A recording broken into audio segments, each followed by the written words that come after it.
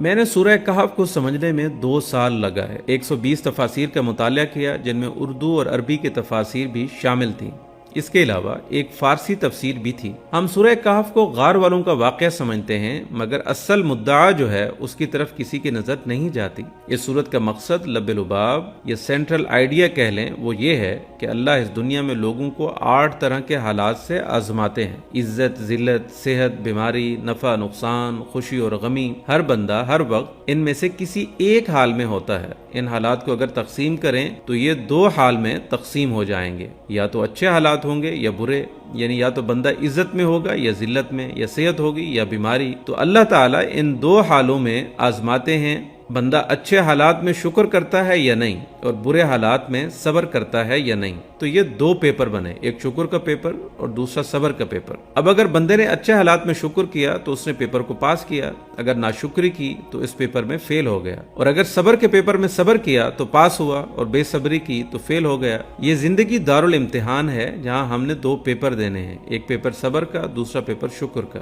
اللہ نے جب حضرت آدم علیہ السلام کو پیدا کیا تو ان کو بھی ان 2 پیپرز میں آزمایا۔ پہلا شکر کا تھا جو کہ جنت کی نعمتیں تھیں، دوسرا درخت کا پھل تھا جو کھانے سے منع کیا گیا تھا، یہ صبر کا پیپر تھا۔ سورہ کہف میں 5 واقعات ہیں۔ حضرت آدم علیہ السلام کا واقعہ یہ قلب ہے اس سورت کا، جس کی آیتیں تھوڑی ہیں اس لیے پڑھنے والوں کی توجہ ہی نہیں جاتی۔ آدم علیہ السلام کے واقعے سے پہلے 2 واقعات عوام الناس کے ہیں، جن میں سے ایک اصحاب کہف تھے، یہ عام نوجوان تھے اور انہوں نے صبر کا امتحان دیا اور اس پیپر میں پاس ہو کر مقبول بندوں میں شامل ہو گئے۔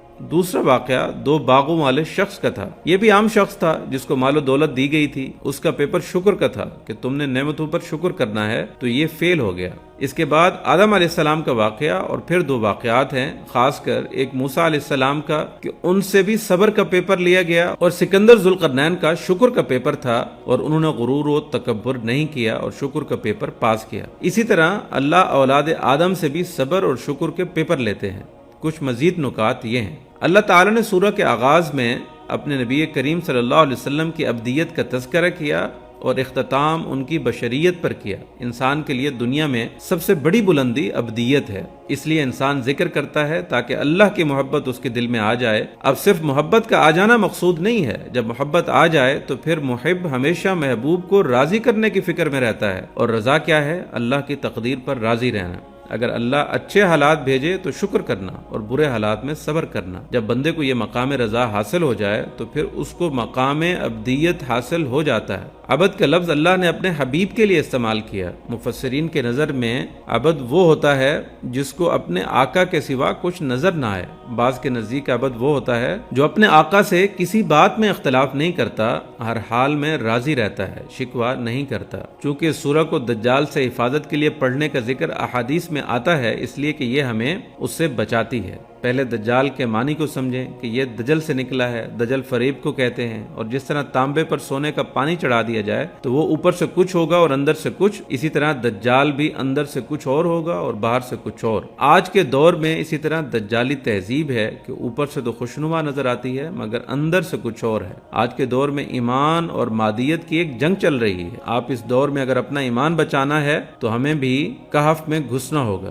جی ہاں، کہف میں آج کے زمانے میں جو کاف ہیں، اگر انسان ان میں داخل ہو جائے تو وہ دجال کے فتنے سے بچ سکتا ہے۔ جو انسان قرآن مجید کے ساتھ نتھی ہو جاتا ہے، اس کو پڑھنا، سیکھنا، سمجھنا شروع کر دیتا ہے تو وہ بھی اپنا دین بچا لیتا ہے اور قرآن اس کے لیے کہف بن جاتا ہے۔ احادیث کے مطابق جو بھی مکہ اور مدینہ میں داخل ہو جائے وہ بھی دجال سے محفوظ رہے گا، جن میں داخل ہونے سے انسان اپنے ایمان کو بچا لیتا ہے اور دجال سے محفوظ ہو جاتا ہے۔ اس سورت کا ہر واقعہ ہمیں ایک سبق سکھاتا ہے کہ کس طرح ہم نے خود کو دجال سے بچانا ہے۔ اصحاب کہف کے قصے سے یہ سبق ملا کہ ہم کو اپنے ایمان کی حفاظت کے لیے کسی نہ کسی کہف میں پناہ لینی ہے تاکہ ہم اپنے ایمان بچا لیں اور دجال سے محفوظ رہیں۔ صاحب جنتین کے قصے سے سبق ملا کہ اللہ نے جو مال دیا اس کو اپنی طرف منسوب نہ کیا جائے، جیسا کہ اس باغ والا نے کیا اور پکڑ میں آ گیا اور اس نعمت سے محروم کر دیا گیا۔ حضرت آدم علیہ السلام کے واقعے سے سبق ملا کہ یہ دنیا ہمارے لیے دارالاقامت ہے، ہمارا اصلی وطن جنت ہے۔ دنیا میں رہ کر دنیا کو اپنا اصلی وطن سمجھ لینا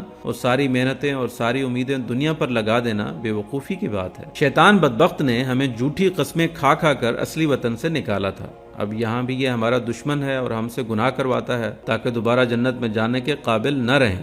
اللہ تعالی ہمیں اس کی شر سے بچائے اور ہمیں ہمارے اصلی گھر جنت میں پہنچا دے۔